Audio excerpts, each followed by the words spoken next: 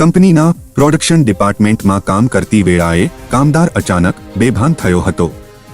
બેભાન અવસ્થામાં કામદારને અંકલેશ્વરની જયાબેન મોદી હોસ્પિટલમાં ખસેડવામાં આવ્યો હતો।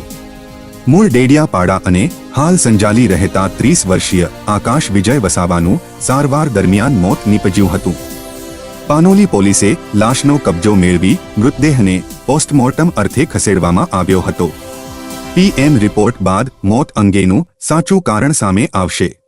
આજે સવારે જેબી ફાર્મા કંપનીમાં આકાશ વસાવા નામના યુવાનનું આજે કામદારનું કંપનીમાં અવસાન થયેલું છે।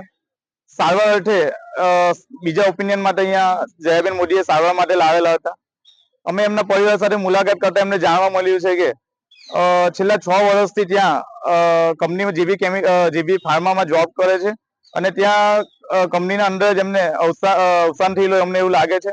અમારી માંગ છે કે પરિવારના એમના પત્ની અને એમના નાના નાના બાળકો છે તો કંપની પાસે એ રીતે વળતર આપવામાં આવે કે ન્યાયિક તપાસ થાય અને વધુમાં વધુ વળતર મળે એ અમારી માંગ છે।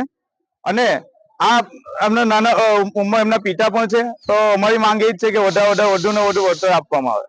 પોલીસ સાથે વાત થઈ તો અમને અત્યારે નિવેદન અમને આપ્યું છે જે તે રીતે સત્ય હકીકત હતી એ રીતે લખાવી છે અને અમે ફરિયાદ તરીકે એમના પિતાશ્રીને ફરિયાદ અપાવી છે અને અલ્પ હમણાં કામકાજ ચાલુ છે।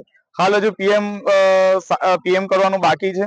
અમારે જ્યાં સુધી આ કંપની અમને યોગ્ય વળતર નહીં આપવામાં આવે ત્યાં સુધી અમે પીએમ થવા દઈશું નહીં।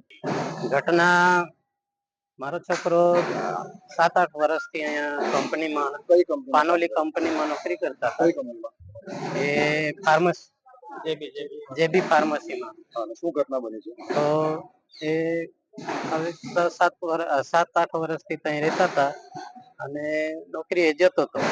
તો પછી અચાનક અમને આજે ખબર આવી કે કઈ નોકરી પર ગયા છે અને ત્યાંથી કઈ સ્પાઇડ જેવું થઈ ગયું છે। ભરૂચથી જાવેદ મલિકની રિપોર્ટ।